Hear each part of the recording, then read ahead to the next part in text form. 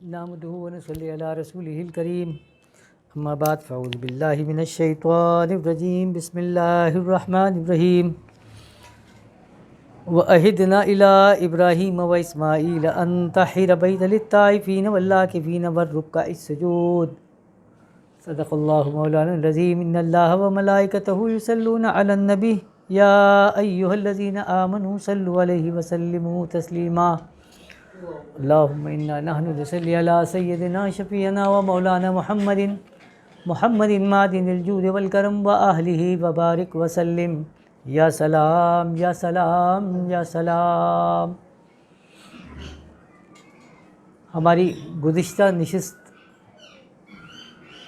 جو ایک تواتر کے ساتھ چل رہی ہے الحمدللہ حج کے حوالے سے ہم نے، اور پچھلی نشست جو ہماری رہی تو ہم طواف تک ہم نے اسٹڈی کیا تھا، اور اس طواف کے اوپر ہم لوگ پڑھ رہے تھے، اس کے بعد ہم صحیح کے اوپر ہم جا رہے تھے۔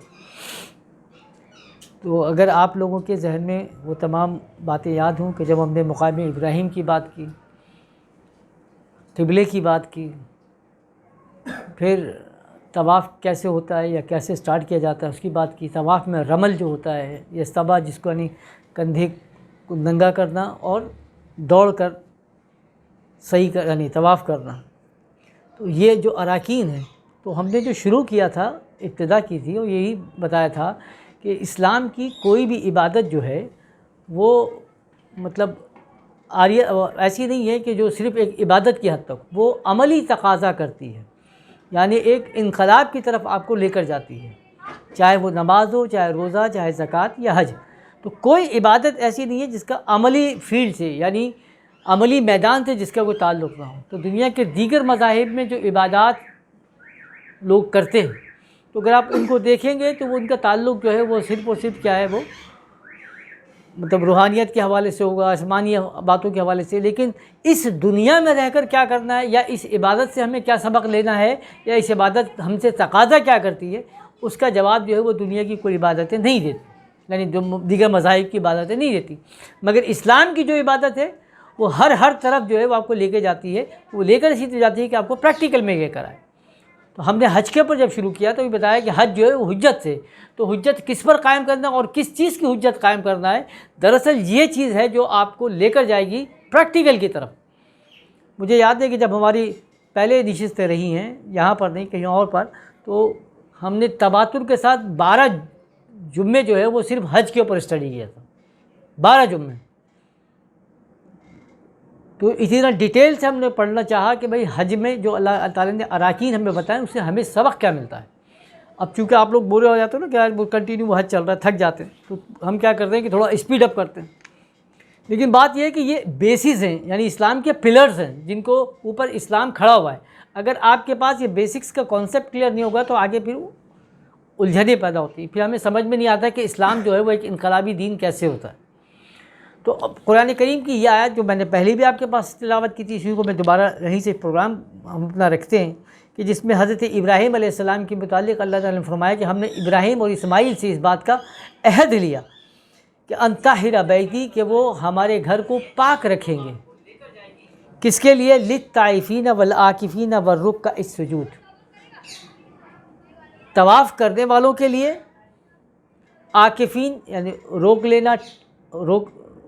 جو رک جاتے ہیں ان لوگوں کے لیے، والرکع السجود، اور وہ لوگ جو رکوع اور سجود کرتے ہیں ان لوگوں کے لیے اس کو پاک کرنا ہے۔ تو اسی پہ ہم آگے طواف کی بات کی تھی، مگر ایک جو چیز ہے نا اس آیت کے اندر بڑی امپورٹنٹ ہے، جیسے میں نے پہلے ہی کہا کہ قرآن کی ہر آیت کیا ہے وہ آپ سے ڈیمانڈ کرتی ہے پریکٹیکل کے لیے، کہ لفظ جب ہم بات کر رہے ہیں نا طائفین یعنی طواف کرنے والے، تو طواف کرنے والے کہا کس کو جاتا ہے؟ مطلب طواف کس کو کہتے ہیں؟ طواف کہتے ہیں گھومنے کو، چکر لگانے کو۔ اصطلاح شریعت کے اندر اگر ہم بات کریں کہ اگر میں کسی کے گھر کا چکر لگا رہا ہوں تو کیا آپ اس کو طواف بول سکتے ہیں؟ نہیں بولتے ہیں۔ پرندے اگر کسی جگہ پر گھوم رہے ہوں تو آپ کیا بولیں گے؟ پرندے جو ہے وہ اس جگہ کا چکر لگا رہے ہیں۔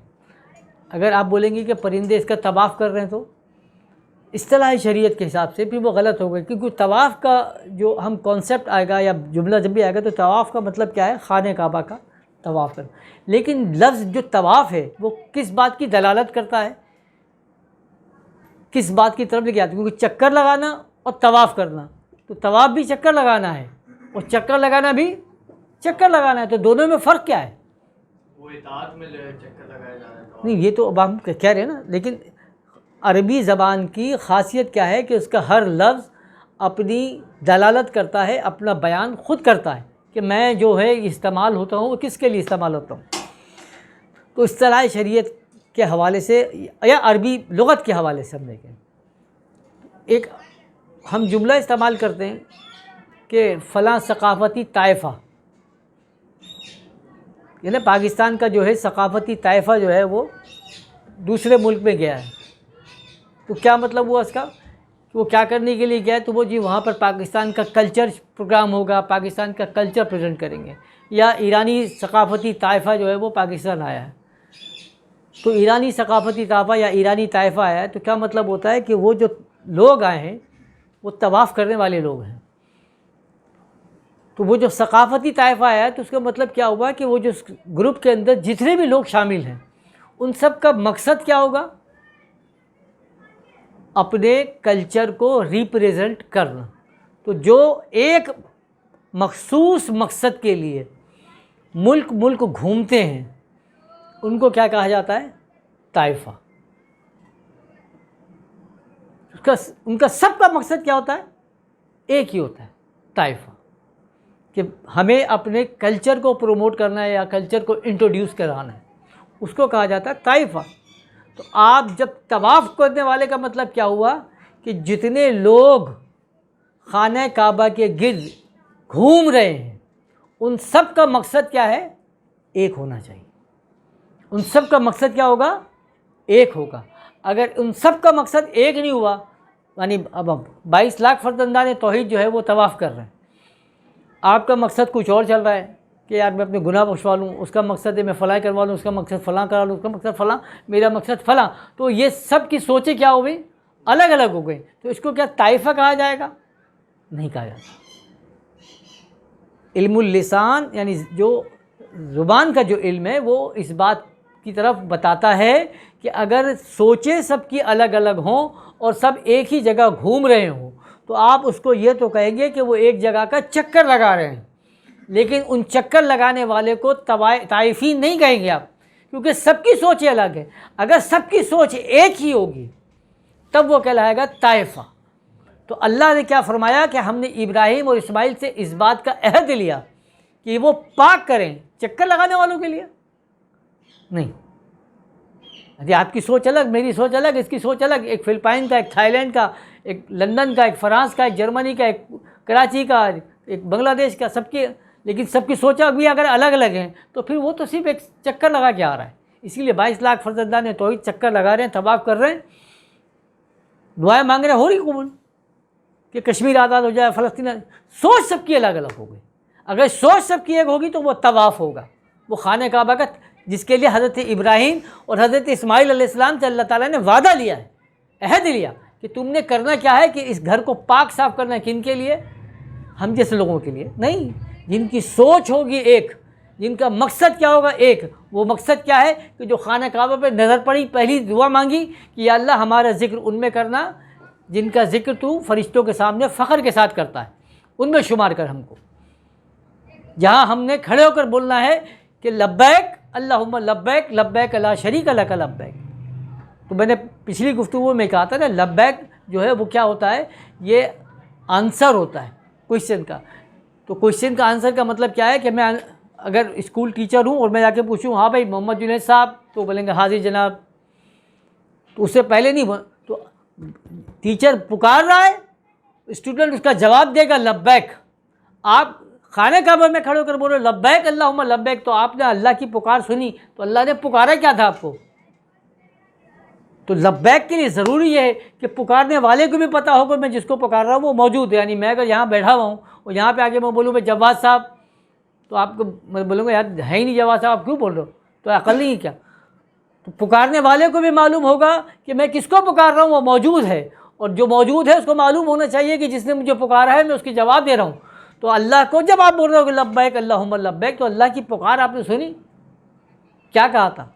تو آپ جب نکلے تھے طواف کرنے کے لیے، عمرے کے لیے یا حج کے لیے نکلے، تو آپ وہ جو نیت لے کے نکلے تھے، وہ جو ارادہ کر کے نکلے تھے، تو اسی لیے جب خانہ کعبہ کی پہلی نظر پڑھ کے آپ نے کہا کہ میرا شمار ان لوگوں میں فرما دے جن کا ذکر تو فرشتوں کے سامنے فخر سے کرتا ہے، پھر آپ جب اسٹارٹ کر رہے ہو تو وہ آپ نے عہد لیا کہ لبیک اللہم لبیک لا شریک لک لبیک ان الحمد والنعمت لک والملک بول کے آپ کھڑے ہو رہے ہو، تو اللہ کے رسول نے کیا فرمایا کہ اپنا جو ہے کاندھے کو کھول کے چلنا ہے اور دوڑ کے چلنا ہے، کیونکہ نبی کریم صلی اللہ علیہ وسلم نے جب پہلا عمرہ فرمایا اپنے صحابہ کے ساتھ تو مشرکین کا کیا خیال تھا کہ یہ وہ کمزور ترین لوگ ہیں جو بخار میں ہوں گے، جو ڈھیلے ہوں گے، لیکن آپ نے فرمایا کہ آپ سینہ چوڑا کر کے چلو، اکڑ کر چلو، تاکہ مشرکین مکہ کو پتہ چلے کہ جو اس وقت سامنے آ رہا ہے وہ کمزور ترین لوگ نہیں ہیں بلکہ کیا ہے، طاقتور ترین لوگ ہیں۔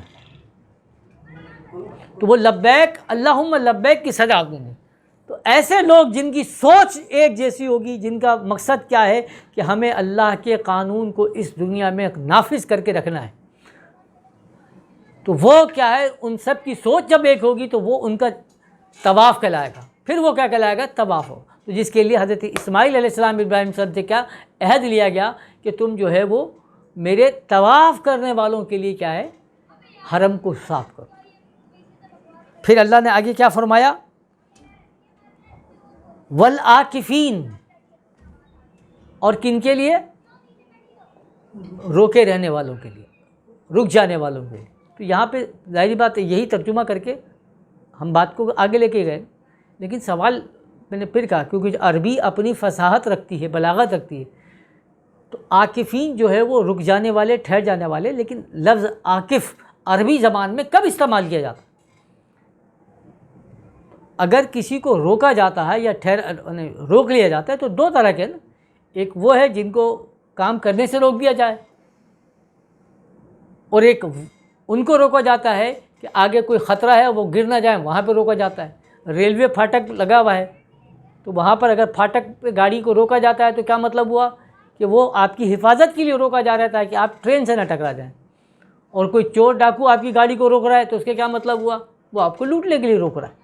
تو روکے جانا، تو آپ اردو میں چونکہ فصاحت اور بلاغتین، اردو میں تو آپ ایک ہی لفظ استعمال کریں گے، روک لینا، لیکن عربی میں تو فصاحت ہے نا، عربی جن کو زبردستی روکا جا رہا ہے ان کے لیے لفظ الگ استعمال کرے گا، جن کو کسی خاص مقصد کے لیے روکا جا رہا ہے اس کے لیے لفظ الگ استعمال ہوتا ہے۔ تو عاکفین اکفا سے نکلا نا، اکفا کس کو کہتے ہیں کہ جس طرح کوئی تسبیح ہوتی ہے یا موتی ہو نا جس میں ہار ہوتا ہے، ذرا سا ٹوٹ جائے تو کیا ہوتا ہے کہ ساری کی ساری بکھرنا شروع ہو جاتی ہیں، تو اس بکھرنے کو روکنا جو ہے وہ کیا کہلاتا ہے؟ اکفا۔ بات سمجھ میں آئی؟ تو اب عاکفین کون ہوئے؟ عاکفین وہ ہیں جو امت کا شیرازہ بکھیرنے سے روکتے ہیں، ان کو کیا کہا جاتا ہے؟ اسی طرح طائفین کون ہوئے؟ طواف کرنے والے، چکر لگانے، چوکیدار کو بھی طواف کرنے والے کو بھی طائفین کہتے ہیں نا عربی میں۔ کیوں؟ کیونکہ اس کا کیا ایک خاص مقصد کیا ہوتا ہے؟ لوگوں کو محفوظ رکھنا، ان کے گھر میں چوری نہ ہو جائے، ڈاکہ نہ ہو جائے، کوئی حادثہ نہ ہو جائے، تو اسی لیے چوکیدار کو بھی لفظ استعمال کیا کرتے ہیں؟ طائفین۔ اگر اسلامی یعنی ٹرمینالوجی کے اندر آپ طائفین بولیں گے تو طائفین دراصل وہ لوگ ہیں جو اسلام کے چوکیدار ہیں، جن کو اللہ نے مخصوص کیا ہے کہ وہ اسلامی سلطنت کی یا اسلامی سرحدوں کی حفاظت فرمائے، وہ کیا کہلائیں گے؟ طائفین۔ ہاں، جو لوگ اسلام کا شیرازہ بکھرنے سے روکتے ہیں وہ کیا کہلاتے ہیں؟ عاکفین۔ تو اللہ تعالیٰ اپنے نبی حضرت ابراہیم اور حضرت اسماعیل سے بولتا ہے کہ میں تم سے یہ وعدہ لیتا ہوں، عہد لیتا ہوں کہ تم اس گھر کو پاک صاف رکھو گے، کن کے لیے؟ طائفین کے لیے، عاکفین کے لیے، اور والرکوع سجود، اور کن کے لیے؟ جو رکوع کرنے والے ہیں اور جو سجدہ کرنے والے ہیں، جو قیام کرنے والے ہیں ان کے لیے نہیں، جو قاعدہ کرنے والے ہیں ان کے لیے نہیں۔ تو رکوع اور سجود کیونکہ بات کیا ہے کہ اللہ تعالیٰ نے اس کے اندر جو آپ کو دیے ہیں نا پوائنٹس، جو سمجھانا چاہ رہا ہے ہمیں اس کی طرف جانا ہے، جو مغز ہے اس کی طرف۔ والراکعین، جب راکعین کی بات کی، دیکھو اب سورہ مائدہ کی آیت ہے،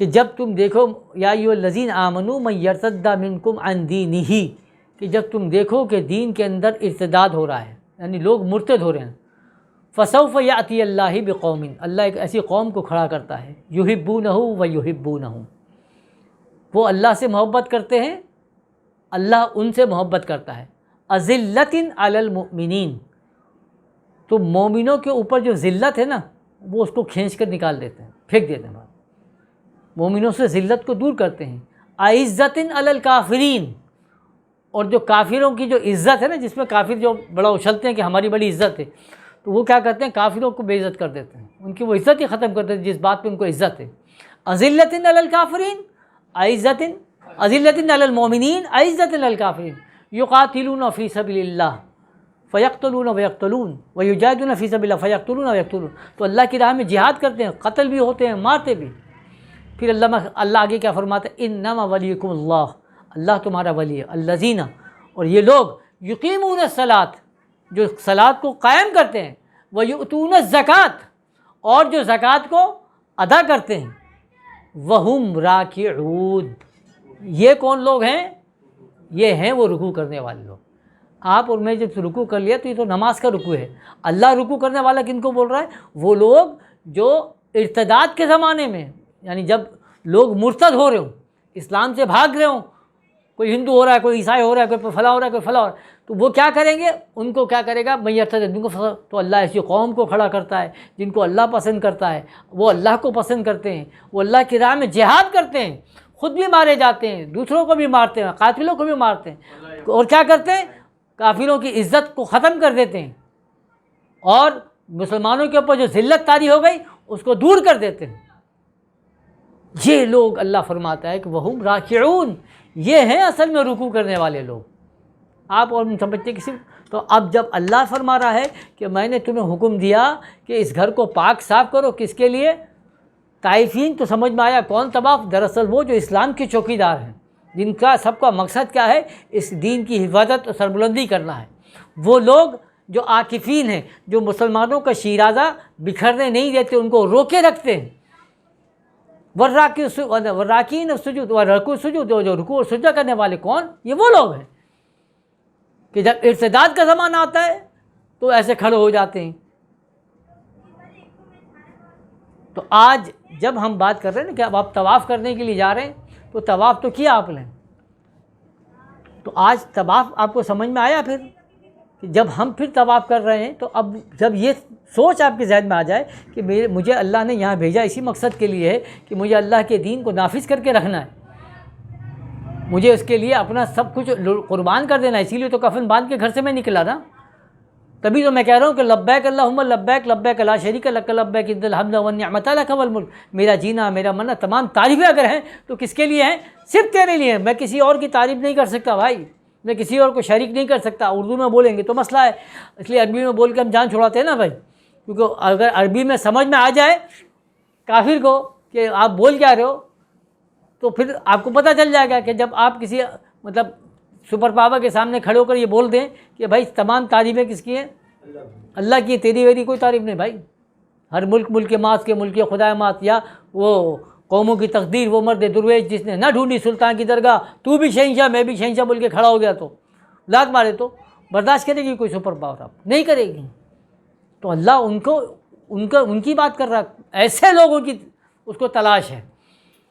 تو بھکاری تو ہر قوم میں مل جاتے ہیں آپ کو، آپ ہندوؤں میں چلے جائیں وہاں پر بھی بھکاری مل جائیں گے کہ بھگوان ہمیں عطا فرما دے، بھگوان یہ کر دے، بھگوان یہ کر دے، پارسیوں میں ملیں گے، عیسائیوں میں ملیں گے، ہر جگہ پہ لوگ ہمیشہ بیچارے یہ بولتے ہیں کہ یار اللہ تعالیٰ کے خزانے میں کوئی کمی نہیں ہے، تو اللہ تعالیٰ سے مانگنے کے اندر جو ہے وہ کنجوسی نہیں کرنی چاہیے، بالکل صحیح بات ہے، نہیں کرنی چاہیے، تو اللہ تو مالک ہے۔ ہمارے ایک دوست بڑی اچھی بات بولا کرتے تھے ماسٹر صاحب، تو ہم جو ہے ایسے، ہمارا جو اللہ ہے نا وہ جیتا جاگتا ہے، سوتا تھوڑی ہمارا، جو کیا مطلب کہ اللہ کو بتانا پڑے گا کہ میرے کو یہ ضرورت ہے، میرے کو یہ چاہیے، سب پتہ ہوتا ہے اس کو، تو ہم تو جیتے جاگتے کو مانگے، بس اس کا کام کرے جاؤ، باقی وہ خود ہی کر دے گا۔ تو بڑی اچھی بات بولتے تھے۔ تو بات یہ ہے کہ دنیا کے تمام مذاہب کے اندر آپ اٹھا کے دیکھو گے نا تو وہاں پہ بھکاری تو بنا کے رکھا ہوا ہے، لیکن اسلام صرف اس کی طرف نہیں لے آتا، جو حضرت قبلہ عالم نے کہا کہ جب اللہ کے دربار میں انسان کھڑا ہوتا ہے تو اپنی صلاحیتوں کو بیان کرتا ہے اللہ کے سامنے، کہ میرے اندر یہ موجود، میرے اندر یہ موجود، پھر وہ دعا کرتے کہ یا اللہ میں ہوں جس کام کے قابل، وہی خدمت لے لے۔ تو اللہ کو دینے والا بننا چاہیے، اللہ سے لینے والا تو ہر کوئی ہے، ہر کوئی کھڑا ہوا ہے۔ کیونکہ وہ ایک صاحب کو بول دو، کسی کو بولو کہ بھئی اللہ کو دینے والا، تو مطلب اللہ کو کسی چیز کی ضرورت نہیں، اللہ کو تو کسی بے نیاز ہے۔ لیکن اللہ فرما رہا ہے کہ من ذا الذی قرض اللہ قرضا حسنا، ہے کوئی تم میں سے جو اللہ کو قرض حسنا دے؟ اب قرض حسنا کس کو بولتے ہیں بھائی؟ تو قرض حسنا اس کو بولتے ہیں ایسا قرض جس کو دینے کے بعد آپ بھول جاؤ، مانگنا نہیں، وہ کہلاتا ہے قرض حسنا۔ تو اللہ تو وہ پوچھا من ذا الذی قرض اللہ قرضا حسنا، تو اللہ کو دینے والا بننا چاہیے۔ اللہ کے دربار میں کھڑے ہو کے اپنی صلاحیتوں کو پیش کرو، یا اللہ یہ صلاحیت جو تو نے مجھے عطا فرمائی اس کو اپنی بارگاہ میں قبول فرما لے۔ تو وہ پھر انسان اس معاملات میں آگے بڑھتا چلا جاتا ہے۔ تو آگے ہم جب پڑھ رہے تھے تو ہم اس کے بعد پھر ہم آئے تھے صحیح کے اوپر، اور صحیح میں ہم نے بتایا تھا کہ ہم کہاں سے نکلے، کہ جب ہم طواف کر کے جب آتے ہیں تو اگلی منزل جو ہے وہ صحیح کی ہے، اور صحیح جو بی بی ہاجرہ سے جس کی مناسبت یعنی اس کے ہے، تو اس کا تعلق کیا ہے کہ ایک پہاڑ سے ہم دوسرے پہاڑ پہ، جس میں نے آپ کو بتایا تھا کہ پہلے اس پہاڑ پہ 2 جگہ پر بت لگے تھے۔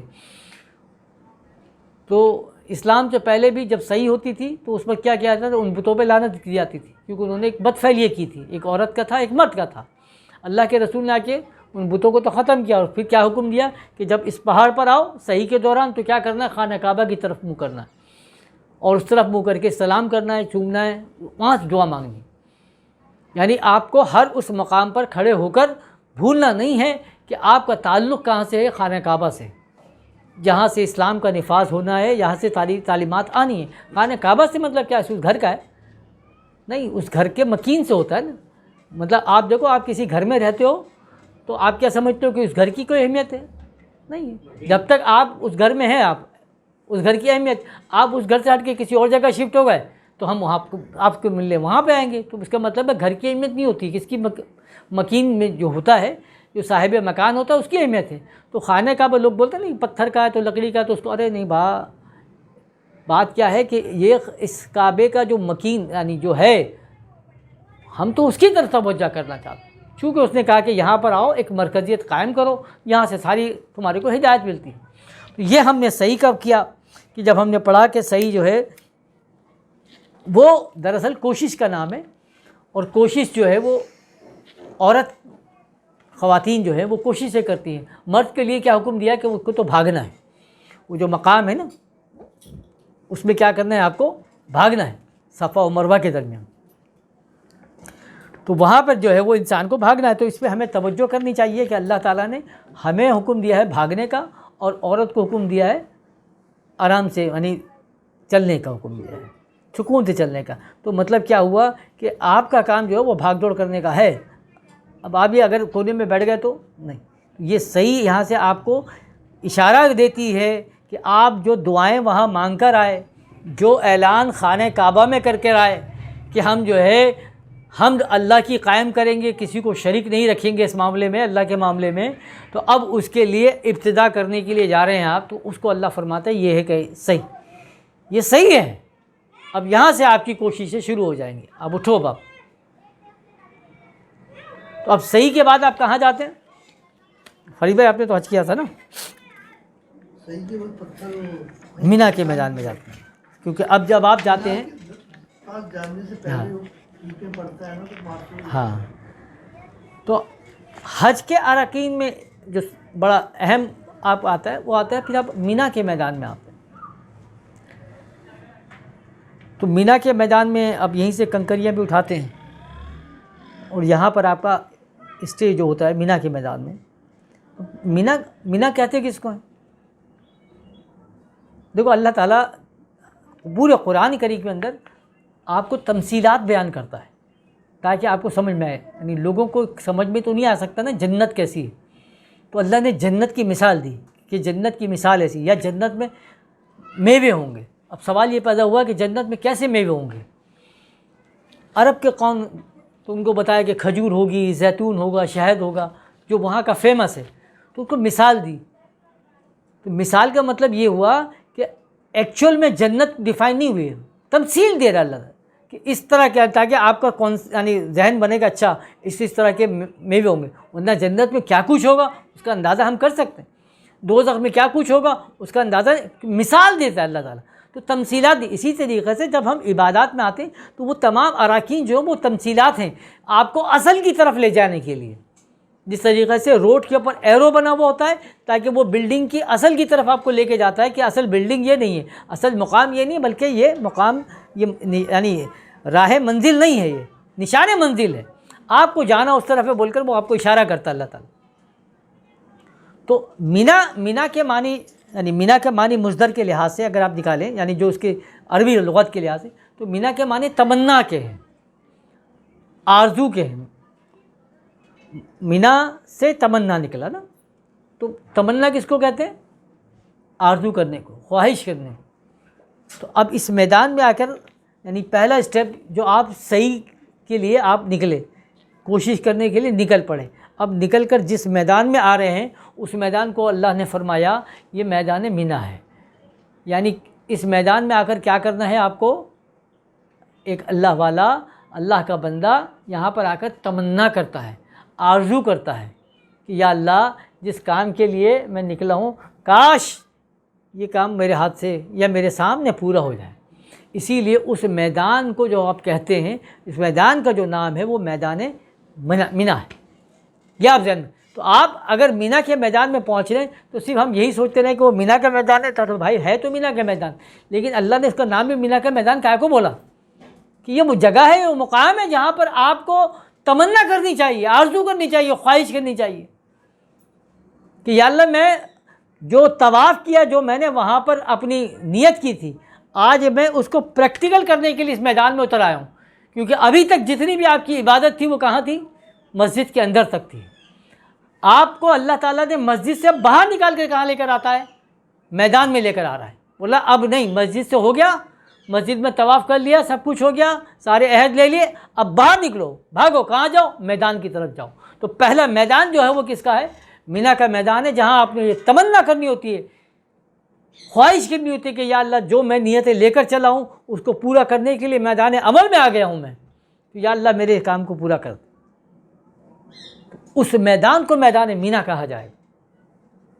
تو آج ہم جب میدان مینا میں جائیں تو بس وہی جو دعائیں پڑھنی, جو عبادتیں کرنی, کر کر آ کے واپس آ جاتے ہیں. لیکن ہم سوچے صحیح, تدبر تو کریں کہ اللہ اس مقام پر لا کر ہم سے کیا کروانا چاہ رہا ہے, کیا بولوانا چاہتا ہے. کہ یہ اشارہ دیتا ہے کہ جس طرح یہ ایک میدان ہے جہاں پہ تم تمنا کر رہے ہو, تو یہ دنیا پورا ایک میدان ہے جس کے لیے تم تمنا کرو کہ نکلنا ہے مجھے اس کام کے لیے, اور وہاں پہ یہ دعائیں کرو کہ یا اللہ میں تیرے لیے میدان میں نکل گیا. جتنے اولیاء اللہ آئے وہ کیا دیکھا نہیں آپ نے, وہ سب کے سب میدان مینا میں کھڑے تھے نا, سب کے سب تمنا لے کے کھڑے ہیں, سب نکل آئے گے پریکٹیکل کے اندر مسجدوں سے. جس کو اقبال نے کہا کہ نکل کر خانقاہوں سے ادا کر رسم شبیری, کہ تجھے باہر نکلنا چاہیے, میدان کے اندر آنا چاہیے. تو ہم پھر وہ میدان مینا کے اندر آتے ہیں. اس کے بعد اگلا جو میدان جس میں آپ کا پڑاؤ ہوتا ہے وہ کون سا ہے؟ عرفات کا میدان ہے, جس کو ہم کہتے ہیں میدان عرفات, جو کہ مکہ معظمہ سے میرے خیال میں 10-12 میل دور ہے. 9 ذی الحج کو یہاں پر ہم قیام کرتے ہیں. یہ وہی میدان ہے جس کے متعلق روایت ہے کہ جہاں پر حضرت آدم علیہ السلام اور حضرت حوا علیہ السلام کی آپس میں ملاقات ہوئی. کیونکہ روایتوں میں جو ہے نا کہ آدم علیہ السلام جب زمین پہ اتارے گئے تو آدم علیہ السلام جو ہے وہ انڈیا میں یعنی بھارت میں سری لنکا کی طرف ہے, اور حوا علیہ السلام جو تھیں وہ جدہ میں ہیں, تو اسی لیے جدہ جو ہے وہ جدہ انہی کی وجہ سے جدہ ہوا. اب دونوں جب جنت سے الگ الگ ہو گئے تو پریشانی ہو گئی, سمجھ بھی نہیں آ رہا کون کہاں ہے, تو وہ سفر کے لیے نکل پڑے. تو وہ ایک جگہ پر آ کے جس ملاقات ہوئی, جبل نور جو پہاڑ ہے وہاں پر آ کے ملاقات ہو گئی دونوں کی. وہ ادھر سے آ رہی تھی, یہ ادھر سے آ رہے تھے. اس کو جبل نور پہاڑ کہا جاتا ہے, اور اس جگہ کو, اس میدان کو جو ہے وہ میدان عرفات کہا جاتا ہے. اب عرفات, عرفہ کس کو کہتے ہیں؟ پہچاننے کو. اسی سے کیا نکلا ہے؟ تعارف, اسی سے نکلی ہے تعریف. تو عرفہ کا ایگزیکٹ میننگ کیا ہوا؟ پہچاننا, کسی کی مطلب جان پہچان ہو جانا, تعارف ہو جانا, دونوں کا تعارف ہوا تھا. دونوں کہتا. اب چونکہ اب وہ روایت جو ہے اسی حساب سے اس میدان کو میدان عرفات بھی کیا کہا گیا, کیونکہ وہ آدم اور حوا مطلب ایک دوسرے کونے پر ایک دوسرے کونے پر وہ اسٹرگل کرتے کرتے آتے ہیں اور اس جگہ پر آ کر ملتے ہیں تو دونوں کو ایک دوسرے کا تعارف حاصل ہو جاتا ہے۔ اللہ نے فرمایا کہ یہ میدان عرفات ہے، یعنی یہ وہ مقام ہے، یہ وہ میدان ہے کہ جب اللہ والا صحیح کر میدان منی میں آ کے تمنا کرتا ہے تو پھر وہ ایک ایسی جگہ پر آ جاتا ہے جہاں پر اس کو اللہ کا عرفان حاصل ہو جاتا ہے۔ اسی لیے عرفہ عرافتن جو کہا گیا نا کہ وہ کسی قوم کا نگران مقرر ہونا، کسی قوم کا منظم ہونا یا منتظم ہونا یا سردار ہونا، یا جس طریقے سے ہم عام فہم انداز میں کہیں کہ جیسے کلاس کا مانیٹر ہوتا ہے نا، تو اس کو کہتے ہیں عرفہ عرافتن، کہ یہ پہچان لیے، کیونکہ مانیٹر کیا ہوتا ہے، وہ کلاس کے سارے بچوں کو پہچانتا ہے، منتظم جو ہوتا ہے وہ سب لوگوں کو پہچانتا ہے جبھی وہ انتظام کر سکتا ہے، اس کو بھی کہا جاتا ہے۔ تو عارف لوگ جن کو کہا جاتا ہے عارف باللہ، عارف کون؟ جنہوں نے اللہ کو پہچان لیا، معروف کون؟ جن کو تعریف، جن کو سمجھ میں آ گئی۔ تو اب آپ جب وہ جد و جہد کے لیے نکل رہے اور وہاں سے نکلے اور یہاں پہنچے تو اس مقام کو، اس میدان کو اللہ نے کیا فرمایا کہ یہ میدان عرفات ہے، یعنی یہ وہ جگہ ہے، یہ وہ مقام ہے جہاں پر اللہ کا بندہ اللہ کے بارے میں عرفان حاصل کر لیتا ہے۔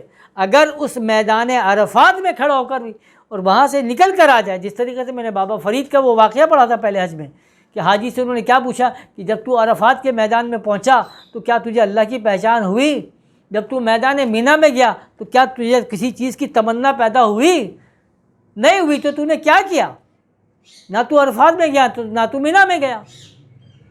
تو اللہ نے مطلب جو رکھا ہے نا، جو ریزمبلنس دی ہے، وہ دراصل آپ کو اپیل کرتی ہے، ڈیمانڈ کرتی ہے کہ آپ اس کو پریکٹیکل میں لے کے آنے۔ میدان عرفات دراصل کیا ہوا، وہ اصل میدان ہے کہ جہاں پر آپ کا اللہ سے تعلق قائم ہو جاتا ہے، جہاں اللہ سے آپ کی پہچان ہو جاتی ہے۔ مولا علی نے فرمایا من عرف نفسہ فقد عرف ربہ، جس نے اپنی نفس کو پہچان لیا، جس کو اپنے نفس کا تعارف ہو گیا، وہ دراصل اس نے سمجھو اس کو رب کا تعارف ہو گیا، کیونکہ نفس وہ ہے جو آپ کو، حضرت قبلہ عالم نے کیا فرمایا کہ مسلمان کبھی بھی نفس کو مارتا نہیں با، نفس کے اوپر سوار ہوتا ہے، کیونکہ سواری جتنی مضبوط اور طاقتور رہے گی وہ آپ کو اتنا لمبا سیر کرائے گی، کمزور سواری ہوگی تو آپ کو کہاں لے کے جائے گی؟ تو اپنے نفس کو کمزور نہیں کرنا۔ اسلام کے اندر رہبانیت نہیں ہے، اسلام یہ نہیں بولتا کہ آپ جنگلوں میں جا کے چلے جاؤ، کونے میں کھڑے ہو کے عبادت کرو، نہیں، اسلام بولتا ہے اسی معاشرے میں رہنا ہے، آپ کو یہیں پہ رہ کے سب کچھ کام کرنا ہے، یہیں پہ زندہ ہے، کیونکہ آپ کا نفس اگر کمزور ہو گیا تو بیکار ہے۔ جس طریقے سے ایک نابینا آدمی ہو جس کو نظر نہیں آتا اور وہ کھڑا ہو کر بولے کہ الحمدللہ میں کبھی کسی نامحرم کو نہیں دیکھتا، تو آپ کیا بولو گے اس کو؟ ہے نا؟ تو اندر تو کوئی صلاحیت ہی نہیں، تو کیا دیکھے گا؟ کوئی نامرد بولے میں زنا نہیں کرتا، کوئی کچھ بولے، اس طرح کی بات کیا ہے کہ وہ تمام صلاحیتیں اس کے اندر موجود ہونی چاہیے، اور اس کے بعد وہ کہے کہ میں اس گناہ کے قریب نہیں ہوں، تو پھر وہ قابل تعریف ہے۔ تو اسی طریقے سے نفس اگر نہیں ہے اور آپ پھر بولیں کہ میں اللہ کا ولی بن جاتا ہوں، تو بھائی تو نفس نہیں ہے تو اللہ کا ولی بنے گا؟ تو ہے ہی نہیں۔ کمال تو کیا ہے کہ آپ کے اندر ہر چیز کی خواہش ہو، دولت کی بھی خواہش ہو، عورت کی بھی خواہش ہے، عزت کی بھی خواہش ہے، فلاں کی بھی خواہش، فلاں، مگر اس کے باوجود ان سب کو رد کرے اور اس کے اوپر سوار ہو جائے کہ میں ان کو اپنے اوپر حاوی نہیں کرتا، تو وہ کیا ہے؟ وہ اللہ کا عارف بندہ بنتا ہے۔ پھر وہ میدان عرفات میں کھڑا ہے، پھر وہ کہے گا کہ میں اس وقت میدان عرفات میں آ گیا، میدان یعنی صحیح کر کے میں نے میدان منی میں آیا، وہاں تمنا کری، اور آج میں عرفات کے میدان میں آ کر کھڑا ہوا ہے، یعنی آج میں نے اللہ کو پہچان لیا، میں سمجھ گیا کہ اللہ مجھ سے کیا کروانا چاہتا ہے۔ آج دنیا کا سب سے بڑا المیہ ہمارا اور آپ کا کیا ہے؟ یہی ہے کہ ہمیں یہی نہیں پتہ کہ اللہ نے ہمیں پیدا کیوں کیا ہے۔ مقصد تخلیق معلوم ہے کہ ہمیں پیدا کیوں کیا؟ بولے گا اللہ کی عبادت کرنے کے لیے، تو اللہ کی عبادت کے لیے جن و انس یعنی جنات ہیں، فرشتے تھے، اللہ کی تمام مخلوقات ہیں، تو وہ کیا کم تھی؟ تو اللہ نے پھر آپ کو کیوں پیدا کیا؟ وہ سنسکرت میں نا آہار ندرا بھیا میں تھنانی سمانیچ نیرا نام پیشونا وشیشو اجنانم نرا نام ادھیک وشیش اجنانم نہیں نے پیشو بھی سامان، کہ کھانا پینا، ہگنا موتنا، ڈرنا، بچے پیدا کرنا، یہ سب جانوروں میں انسانوں میں مشترک ہے، لیکن جس کو برہما کا گنان نہیں ہوا، یعنی جس نے اللہ کو نہیں پہچانا، تو وہ برہمن نہیں ہے، وہ اللہ والا ہی نہیں بنانا، پھر بیکار ہو گیا۔ یعنی اصل مقصد کیا ہے؟ اللہ کا عرفان حاصل کرنا۔ یہ آیت ہے وما خلقت الجن والانس الا اللہ لیعبدون، ہاں اس میں تو یہ اشارہ ملتا ہے کہ سوائے عبادت کے اور ہاں وہ تعبیر ہم نے پڑھا ہے نا، وہ کبھی آپ اصل میں صلات کے اس میں نہیں آئے تو جس میں یہ تھا کہ عبد کس کو کہا جاتا ہے. تو اصل جو ڈیمانڈنگ وہ یہ ہے کہ یہ وہ جگہ ہونی چاہیے جہاں عرفان ہو جائے اللہ کی ذات کا. آپ کو اللہ مل گیا تو سمجھ اسی لیے نفس کے بنی تو کہا نا کہ بڑے موجی کو مارا، نفس امارہ کو گر مارا. نفس کو مارنا نہیں ہے، نفس کے اوپر حضرت قبلہ عالم نے کیا خوبصورت بات کی نا کہ نفس جو ہے وہ تو دراصل روح کی سواری ہے. یعنی آپ کی روح جس پہ سوار ہوتی ہے وہ آپ کا نفس ہے. آپ کا نفس جتنا مضبوط طاقتور ہے تو آپ کو لگے جائے. تو نفس کو مارو نہیں نفس کو کنٹرول کرو. تو ایک جنگلی گھوڑا یا جنگلی بیل اگر ہوتا ہے نا تو اس کو مار تھوڑی دیتے ہیں. کسان کیا کرے گا، وہ بیل کو سدھائے گا، اپنے کام میں لے گا. جنگلی گھوڑا طاقتور ہے، نسلی ہے، تو اس کو لا کے سدھایا جاتا ہے تاکہ جتنا مضبوط ہوگا تو مریل گھوڑے پہ کون سواری کرے گا. تو یہ بہرحال بڑی اہم بات ہوتی ہے کہ جب ہم میدان عرفات کی بات کر رہے ہیں تو سمجھ میں آئے کہ عرفات دراصل کیا ہے کہ وہ جگہ جہاں پر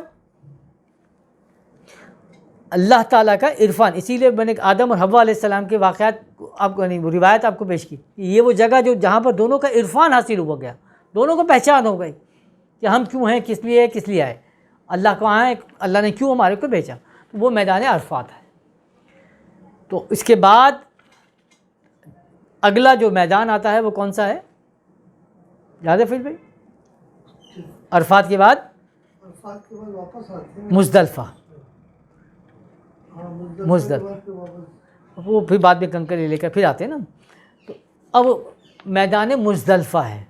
اب میں کمال یعنی آپ دیکھیں کہ اللہ نے جو حج کی عبادت میں اراکین رکھے تو آپ کو پوری انڈیکیشن ملتی ہے کہ پہلے جو عبادت ہے وہ کہاں پر ہے، مسجد حرام تک، یعنی مسجد تک. جب بات سمجھ میں آ گئی تو مسجد سے آپ کو اللہ نے باہر نکالا، کہاں لے کر گیا، میدانوں میں لے کر گیا. آپ کو پریکٹیکلی بولتا ہے اللہ تعالیٰ کہ بھائی مسجد میں بیٹھنے کا ٹائم ایک وقت تک ہے. اب جتنے بھی حاجی جاتے ہیں تو وہ کیا صرف طواف کرنے کے بعد وہیں بیٹھے رہتے ہیں، آگے نہیں جائیں گے؟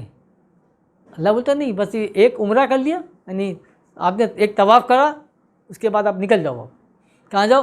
اب چلے جاؤ مینا میں جاؤ، پھر عرفات میں، پھر مزدلفہ میں جاؤ، پھر واپس آؤ، پھر وہ یہ کنکریاں اٹھاؤ، پھر جا کے پٹھان وہ شیطانوں کو جا کے مارو، اس کو سب کچھ سارا اللہ تعالیٰ کرواتا ہے آپ کو، بول رہا ہے آپ کو. تو اللہ آپ کو بار بار اشارہ کرتا ہے نا حج سے کہ بھائی آپ کو نکلنا ہے، پریکٹیکل میں جانا ہے. آپ اٹھ کے بیٹھ گئے، آپ نے بولا کہ اللہ تعالیٰ نے حکم دیا ہے کہ طواف کرنے والوں کے لیے، رکوع کرنے والوں کے لیے، سجدہ کرنے والے کے لیے، عاکفین کے لیے صاف کرنا ہے. تو دیکھو کیسے صاف کرتے رہتے ہیں بیچارے. تو ان کو بھی یہی سمجھ میں آیا کہ یہ جو آ رہے ہیں بس یہی راکعین ہیں، یہی ساجدین ہیں، یہی عاکفین ہیں، جو آئیں گے طواف واف کریں گے، اس کے بعد جو ہے وہ بنگالی مارکیٹ کے پاس جا کے وہاں پہ خریداری کریں گے، یہ لے کر آئیں گے، مجبوری ہے کیونکہ گھر والے بولیں گے کچھ لائے نہیں کیا.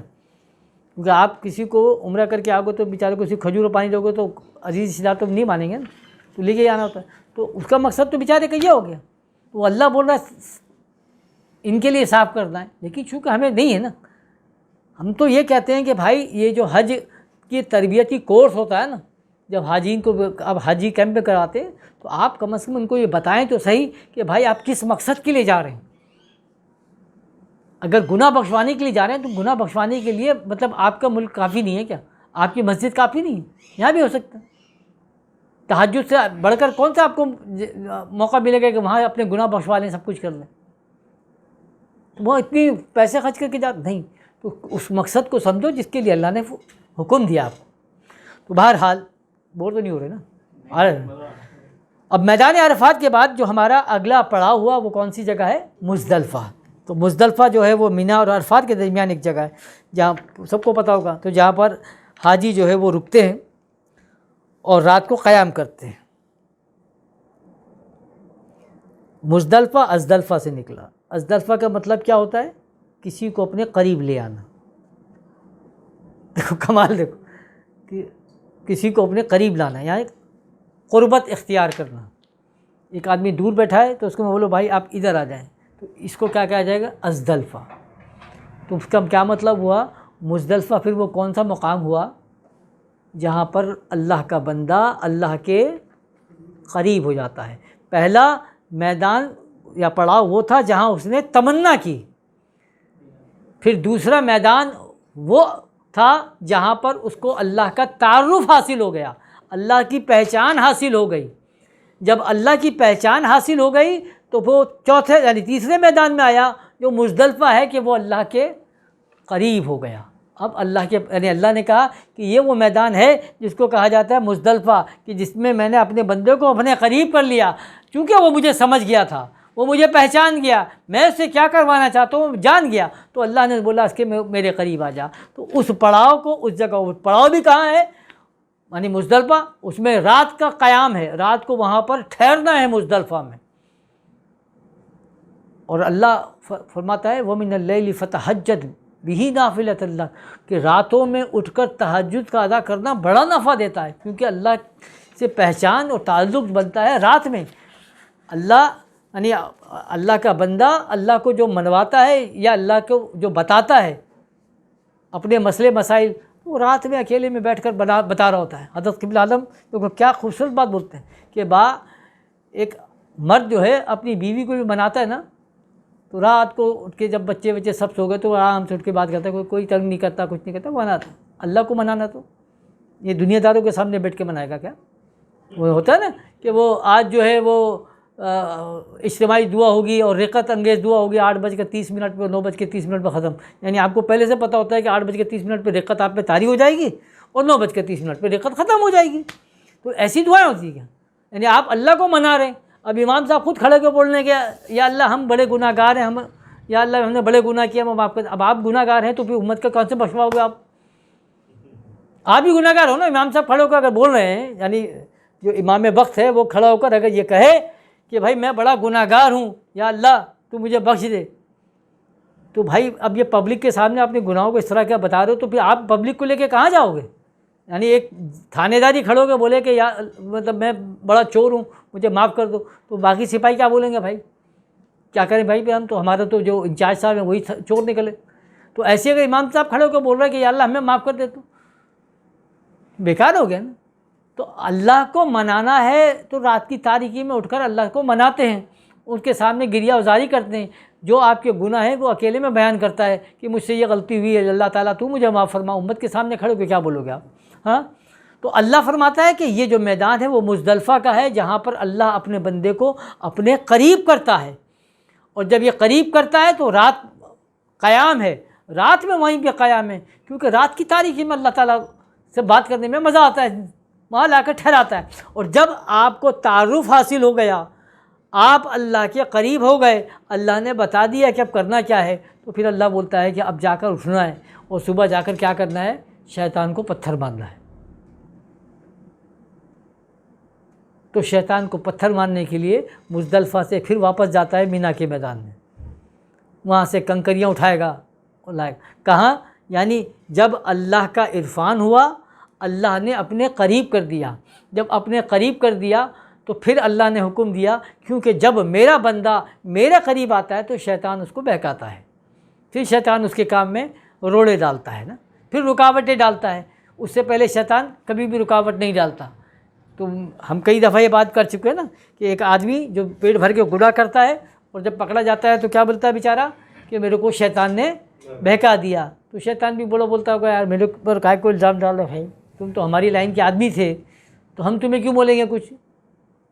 تو شیطان تو ان کو بہکاتا ہے جو اللہ قرآن کریم میں بیان فرمایا ہے کہ جو بندہ تیری راہ میں نکلے گا میں اس کے آگے رکاوٹ بن کر کھڑا ہو جاؤں گا، میں اس کو تیرے راستے سے فَبِمَا أَغْوَيْتُهُمْ کہ میں ان کو اغوا کر لوں گا، شیطان بولتا ہے۔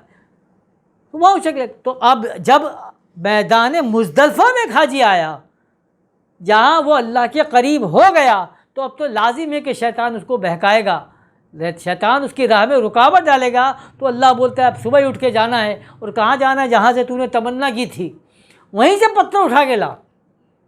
ارے بھائی یہیں سے اٹھا لو نا پتھر، شیطان کو مارنا ہی مقصود ہے نا، تو جہاں کھڑے تھے وہیں سے اٹھا لو۔ تو حاجی کیا کرتے ہیں جو مینا کے میدان سے آ رہے ہوتے ہیں تو وہیں پہ کنکریاں اٹھا لیتے ہیں تاکہ وہ دوبارہ جانا نہ پڑے، بس جاتے ہیں۔ لیکن حکم کیا ہے کہ وہ پتھر وہیں کے ہوں گے۔ آپ نے چونکہ اب پہچان لیا، اللہ نے آپ کو قریب کر لیا، آپ کے سامنے راز افشا کر دیا کہ بھائی یہ ہے سارا معاملہ، شیطان یہ ہے، جس کو تم شیطان سمجھ رہو وہ شیطان نہیں ہے، وہ تو تمہاری خواہشات ہیں، اصل شیطان تو جب آئے گا جب تمہارے سامنے اللہ کا کام آئے گا، جب تم اللہ کے کام کو لے کے کھڑے ہوگے، پھر جب حاجی صبح اٹھتا ہے، کیونکہ جب رات میں اللہ سے ملاقات ہو گئی، اللہ کو پہچان لیا، اللہ نے بتا دیا کہ یہ کرنا ہے، پھر صبح اٹھ کے وہ بھاگتا ہے کہ جا کر میں کنکر لے کر آؤں، وہ کنکر لے کر کے آیا ہوں تاکہ وہ شیطان کو پھر میں مار سکوں۔ 7 کنکر مارنے، کیوں 7 کنکر مارنے با؟ اس لیے مارنے کہ 7 کنکر وہ 7 چکر لگا کر آئے نا، 7 طواف کر کر آیا۔ آپ کو معلوم ہے کہ 7 زمین ہیں، 7 آسمان ہیں، 7 مقامات ہیں نا، تو ہر مقام کے اوپر جو ہے یعنی جب آسمانوں کی سیر نبی کریم صلی اللہ علیہ وسلم فرمائی تو 7 آسمانوں کی سیر فرمائی نا، تو اس کا مطلب کیا ہوا کہ آپ جب سیر کرتے ہو نا تو ہر آسمان پہ آپ کو ایک شیطان ملے گا، ہر آسمان پہ ملے گا، تو اس کو مارنا ہے۔ تو وہی کنکر اٹھاؤ اور لا کے مارو۔ کہاں سے اٹھا کے لاؤ؟ جہاں سے تم نے تمنا کی تھی، کیونکہ اگر تم نے تمنا کی اس کا مطلب یہ ہوا کہ تمہاری کوئی خواہش ہو گئی کہ مجھے اللہ کی راہ میں کام کرنا ہے، تو اسی وقت آپ ذہن میں رکھ لیں کہ اب میرا واسطہ شیطان سے پڑے گا، پتھر اٹھا لو، ملے گا وہ آپ کو۔ تو وہ 7 کنکریاں لے کر آپ چلتے ہیں، پھر چل کر آ کے کیا کرنا ہے؟ سب سے پہلے وہ بڑے شیطان کو مارنا ہے، سب سے پہلے بڑے شیطان۔ تو یہ ترکیب ہے نا، پہلے بڑا شیطان، درمیانہ شیطان، چھوٹا شیطان۔ تو پہلے بڑے شیطان کو، اب اگر ہم کنکریاں مار رہے ہیں اور ہم یہ پوچھیں کہ بھائی آج جو ہے نا سب سے پہلے چھوٹے شیطان کو مار دیتے کیونکہ یہاں پہ رش کم ہے، ہو یا عارف صاحب؟ نہیں ہوگا نا، دم ہو جائے گا آپ کے اوپر، آپ کے وہ، کیونکہ آپ نے جو ہے وہ ترتیب غلط کر دی۔ سب سے پہلے اگر مارنا ہے تو کس کو مارنا ہے؟ بڑے شیطان صاحب کو مارنا ہے، اس کے بعد پھر آپ کو باقی 2 شیطانوں کو مارنا ہے۔ تو وہ ترکیب، تو اب کیا ہے، ہر انسان کا اپنا ایک شیطان ہے نا۔ کسی کے لیے دولت جو ہے سب سے بڑا شیطان ہے، کسی کے لیے عورت سب سے بڑا شیطان ہے، کسی کے لیے حکومت اور طاقت سب سے بڑا شیطان ہے۔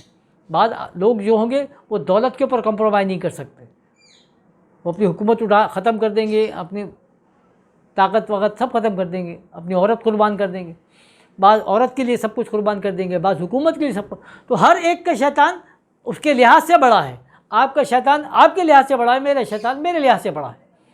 تو اللہ تخصیص نہیں کرتا، اللہ کہتا ہے کہ جب اللہ کے کام کے لیے نکلنا ہے، اور آج جب تم نے اللہ کو پہچان لیا تو تم کو جب شیطان کو مارنا ہے تو سب سے پہلے اس شیطان کو مارو جو تمہارے نزدیک سب سے بڑا شیطان ہے۔ اس کی ڈیفینیشن نہیں ہے، وہ آپ کو معلوم ہوگا، وہ آپ کا ضمیر جانتا ہے کہ میرا سب سے بڑا شیطان کون سا ہے، مجھے سب سے پہلے اس کو مارنا ہے۔ اگر میں اس کو نہیں مارا، وہ ہے نا بڑا موجی کو مارا، نفس امارہ کو گر مارا، تو کسی کے نزدیک جو ہے تو اس کا شیطان کون سا ہے وہ خود پہچانے اس کو، کیونکہ آج جب تجھے اللہ کی پہچان ہو گئی، اللہ سے تیری ملاقات ہو گئی، تجھے اللہ نے اپنے قریب کر دیا، تو تیرا ویژن بڑھ گیا نا۔ جب ویژن بڑھ گیا تو تجھے معلوم ہے کہ میرا سب سے بڑا شیطان کون ہے۔ حکومت وقت تیرا سب سے بڑا شیطان ہے بھائی، دولت سب سے بڑی شیطان ہے، طاقت ریاست تیری کون سی، سب تیرے کو معلوم ہے۔ جس کے خلاف تیرے کو کھڑے ہونا ہے اس کو کنکر مارنا پڑے گا تم۔ تو آج جب آپ کنکر مارنے کے لیے جا رہے ہیں تو وما رمیت اذ رمیت، جو اللہ کے رسول نے کو اللہ تعالیٰ نے فرمایا کہ جب غزوہ بدر میں آپ تیر چلا رہے تھے تو اللہ نے کیا فرمایا کہ یہ تیر تم نہیں چلا رہے بلکہ یہ تیر ہم چلا رہے ہیں۔ تو اللہ بندے کا ہاتھ بن جاتا ہے۔ تو آپ جب شیطان کو مار رہے تو آپ کو معلوم ہو کہ یہ 3 وہ شیطان ہر دور کے اندر رہے، ان کو فرعون، حامان، نمرود کہا گیا، یہ سارے ہر دور میں رہے کہ ایک وہ طاقت کا فرعون بنتا ہے، یعنی وہ شیطان ہوتا ہے، اور ایک حکومت کا، ایک مذہب کا، ہمیشہ سے رہے وہ لوگ۔ یہ وہ لوگ ہیں جو ہمیشہ دین کے کام میں رکاوٹ بنے، ہمیشہ دین کے کام میں یہی 3 قسم کے شیطان ہیں۔ تو اللہ تعالیٰ یہ آپ سے اشارہ کرتا ہے کہ زمین، بادشاہ، طاقت، حکومت، یہ سب اللہ کے لیے ہوتی ہے۔ اگر اللہ کے لیے نہیں تو یہ آپ کی راہ، اللہ کی راہ میں رکاوٹ ہے۔ انما اموالکم واولادکم الفتنہ، سورہ تغابن میں اللہ فرماتا ہے کہ تمہاری مال اور تمہاری اولاد تمہارے لیے فتنہ ہے۔ انما ازواجکم الفتنہ، تمہاری زوج جو تمہارے ساتھی ہیں وہ بھی تمہارے لیے فتنہ۔ فتنہ سے مطلب آزمائش ہے، اللہ ان سے آزماتا ہے تمہارے کو۔ اپنے شیطانوں کو مارنا ہے کہ تم کیا ہے اس کام کے لیے نکل پڑے ہو، اب یہ عملی میدان میں آ گئے ہو۔ اس کے بعد جو آخری کام ہے وہ آپ کیا کرتے ہیں शैतान को कंकड़ ये मारने के बाद फरीद भाई, हाँ वापस आते हैं, नफले वगैरह अदा करते हैं, तवाफ विदा हाँ, करके फिर आप हल्लाका करवा लेते हैं, यानी अपना बाल कटवा लेते हैं, गंजे हो जाते हैं। अरे भाई सारा हज कर लिया और उम्रा हो गया, तवाफ, तो उसके बाद ये गंजा करने की क्या ज़रूरत थी भाई? नहीं है, लॉजिक क्या है, क्यों गंजा करना है? तो ये अगर आप उनको देखिए ना, अरब का जो कानून था, तो ज़ाहिर बात अल्लाह ताला ने उसी हिसाब से उसको रखा, कानून को हिसाब से कि जो तरीक़ाकार था। तो अरब के अंदर जहाँ हरम शरीफ के पास बाज़ार लगा करते थे, तो वहाँ पर जानवर बेचने वाले और ग़ुलाम बिका करते थे। तो क्या होता था, जैसे कोई जानवर आपने बेचा, तो जिसका जानवर बिक गया तो उसको क्या करते थे, गरम दाग लगाते थे, ताकि पता चल जाए कि ये जानवर सोल्ड आउट हो गया, अब इसका बोली नहीं लगेगी, बिडिंग नहीं होनी इसकी। इसी तरीके से इसके बाद जब ग़ुलाम बेचे जाते थे, तो जो ग़ुलाम बिक जाता था, फ़रोख्त हो जाता था, तो उसको क्या करते थे, गंजा करके बिठा देते थे, ताकि ख़रीदार आएँ तो उनको पता चल जाए कि ये बिक चुका है। आज अल्लाह के काम के लिए आप निकले, तो जब आखिर में यानी सारे काम हो गए, तो आपने क्या किया, अपने आप को गंजा करवा लिया। तो गंजा करवाने का मतलब क्या हुआ कि आपने पूरी दुनिया के सामने क्या ऐलान कर दिया कि भाई मैं अब बिक गया, अब मैं अल्लाह के हाथों बिक गया, अब मेरे ऊपर कोई हाथ ना डाले, मुझे ख़रीदने की कोशिश ना करे, क्योंकि मैं ऑलरेडी क्या हुआ, जब तक बिका ना था कोई पूछता ना था, तुमने ख़रीद कर मुझे अनमोल कर दिया। तो ये इंडिकेशन क्या है कि वो जो ग़ुलामों के बाज़ार में जाकर पहले ग़ुलामों को गंजा कर दिया जाता था, ये बताने के लिए कि ये माल बिक चुका है। बिल्कुल उसी तरीक़े से एक अल्लाह वाला जब हज के लिए खड़ा हुआ, उम्रे के लिए खड़ा हुआ, और वो तमाम नियतें सारे मामलात करके आ गया, उसके बाद वो गंजा होकर जब वो मैदान में आके खड़ा हो जाता है, तो वो बताता है कि अब मैं बिक चुका हूँ, अब मेरा मकसद क्या है। तो अल्लाह क्या फरमाता है, इन्नल्लाह अश्तरा मिनल मुअमिनीना अनफुसहुम व अम्वालहुम बिअन्न लहुमुल जन्नह वादन अलैहि हक़्क़न फ़ित तौरात वल इंजील। अल्लाह ताला फरमाता है कि हमने मोमिनों से उनकी जान और माल दोनों ख़रीद लिए हैं जन्नत के एवज़। अब इनके एवज़ हम उनको जन्नत, क्यों? क्योंकि वो बिक गया, उसने पहले बेच दिया ना, आके बाहर बिक गया, वो रोड पे आके बैठ गया गंजा होकर, उसने बोला मुझे बेच दिया। अल्लाह से पूछा क्या मुझे क्या मिलेगा इसका सौदा? अल्लाह ने बोला तुझे जन्नत अता करूँगा। तो ये आकर इसका इख्तिताम हुआ यहाँ पर इस हज के अराकीन का। बोलने के लिए तो तफसील मैंने कहा ना, पिछली दफ़ा जो हमारी हुई थी तो 12 जुम्मे कंटिन्यू हमने सिर्फ इसमें बोला था, क्योंकि एक एक लफ्ज़ जो है वो वजाहत तलब है, मगर अब इतना टाइम नहीं। आपका विज़न चूँकि बड़ा है तो आप खुद समझ सकते हो, आगे खुद पढ़ो इसको, देखो कि अल्लाह जब यहाँ लेकर आकर उसको बोलता है कि अब यहाँ पर आकर ख़त्म हुआ, अब आप अपना एहराम उतार दें, अब आप एहराम उतार सकते हैं, अब आप पर कोई दम नहीं है। एहराम की हालत में आप थे तो आपके ऊपर दम था, क्योंकि एहराम जो है वो आपको लेकर जा रहा था हर उस जगह पर कि जहाँ पर आपकी सोच बनाए, फ़िक्र बनाए। अब आपको समझ में आ गया, आप उतारो एहराम, अब निकल जाओ।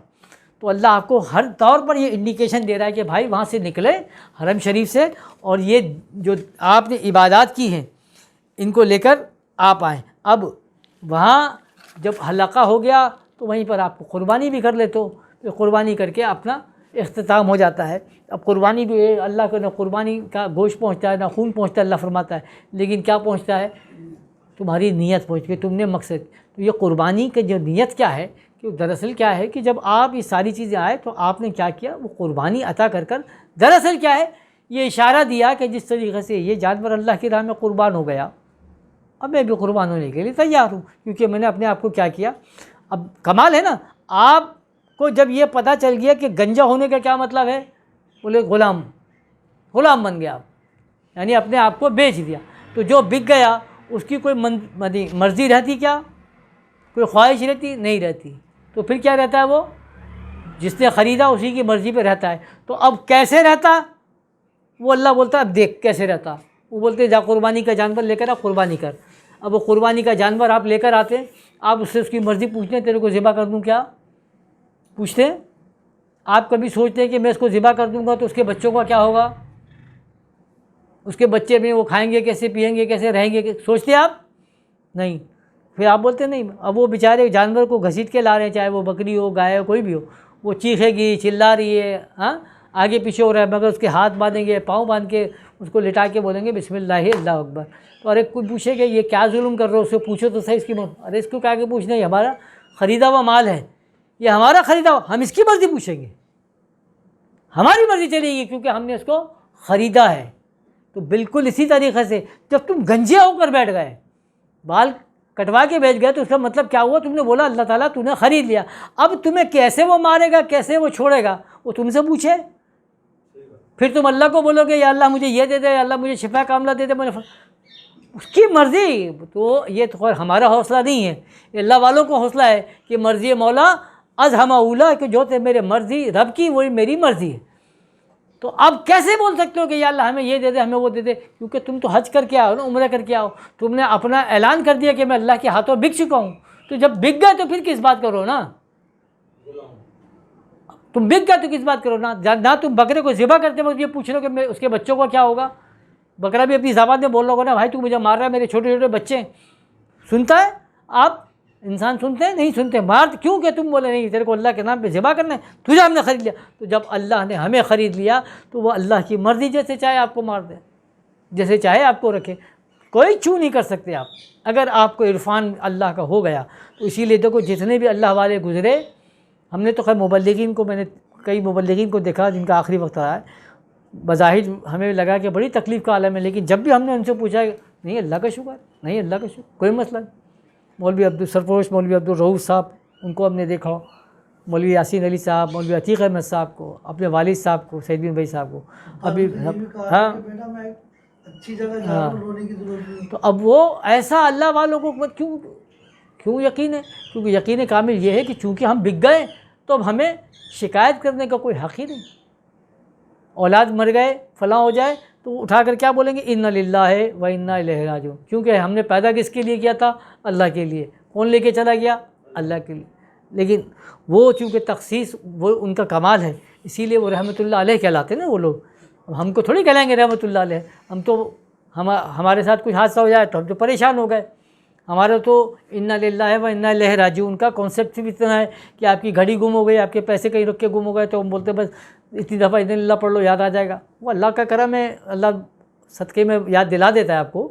لیکن بات کیا ہے کہ کیا وہ جو مال کمایا تھا اللہ کے لیے کمایا ہے, تو کہہ کو بول رہا آپ انا للہ, کہ اللہ کے لیے کمایا تھا اللہ کو دے دیا, اللہ کے پاس چلیں گے. پھر یہ بولنے کے بعد آدمی کو سکون سے بیٹھ جانا چاہیے نا کہ بھائی اللہ کا مال تھا اللہ لے گیا, نہیں اس کے بعد پھر ڈھونڈ رہے ہو, بچہ گم ہو گیا تو فلاں ہو گیا. یہ اللہ والوں کے کمال تھے کہ جن کی اولادیں بھی مر گئیں, ان کے سامنے مری ہیں, سب کچھ ہو گیا, تو انہوں نے منہ سے کوئی لفظ نہیں نکالا, بلکہ کیا کہا, انا للہ و انا. تو قربانی کا درس لیا نا, کہ جب ایک قربانی کا جانور جس کو آپ مسخر کر دیں, اللہ نے کہا کہ سخر لکم, اللہ نے تمہارے لیے مسخر کر دیا جانوروں کو. تو جس طرح جانور جب بک گیا اس کی کوئی مرضی نہیں ہے, تو ایسی اے اللہ کے بندے تیری بھی کوئی مرضی نہیں چلے گی, ہوگا وہی جو اللہ کی مرضی ہے. تو بس یہی بات کو مکمل کریں.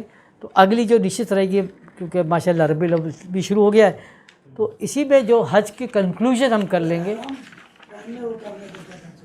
کیا چیز, احرام پہننے اور اتارنے کا کانسیپٹ یہ ہے کہ آپ جب نکلے ہیں تو یہ سر پر کفن باندھ کے نکلے.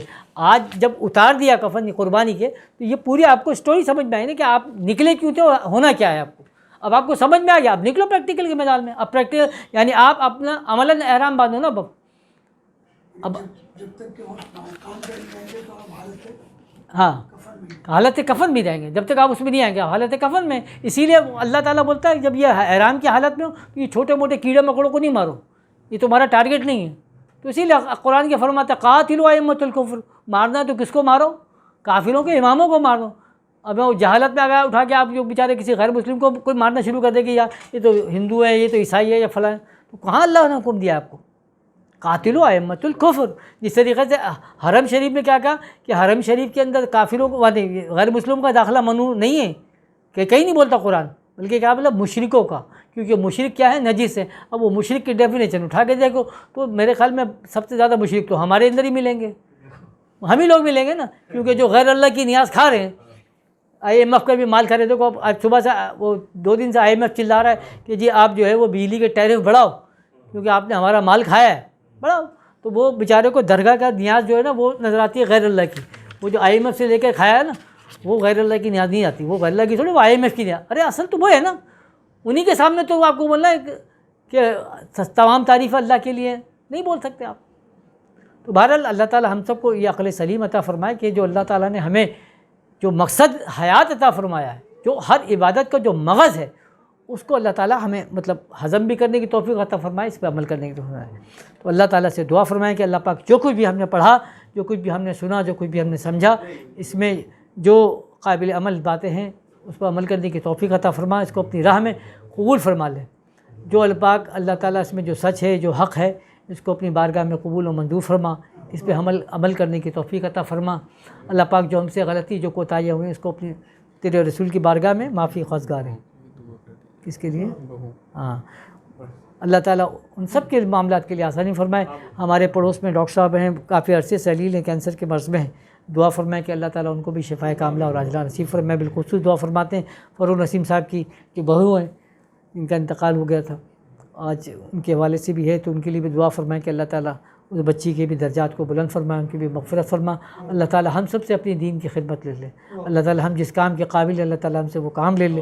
اللہ تعالیٰ ہم سے وہ کام لے جس سے تو اور تیرا حبیب ہم سے راضی ہو جائے. اللہم اعز الاسلام والمسلمین, اللہم حافظنا وانت خیر الحافظین, اللہم ارحمنا وانت خیر الراحمین. یا رحمان یا رحیم یا کریم استغیث برحمتک یا ارحم الراحمین. وصلی اللہ تعالیٰ علی خیر خلقہ نور عرشہ زینت فرشہ محمد و آلہ و صحبہ اجمعین برحمتک یا رحمن.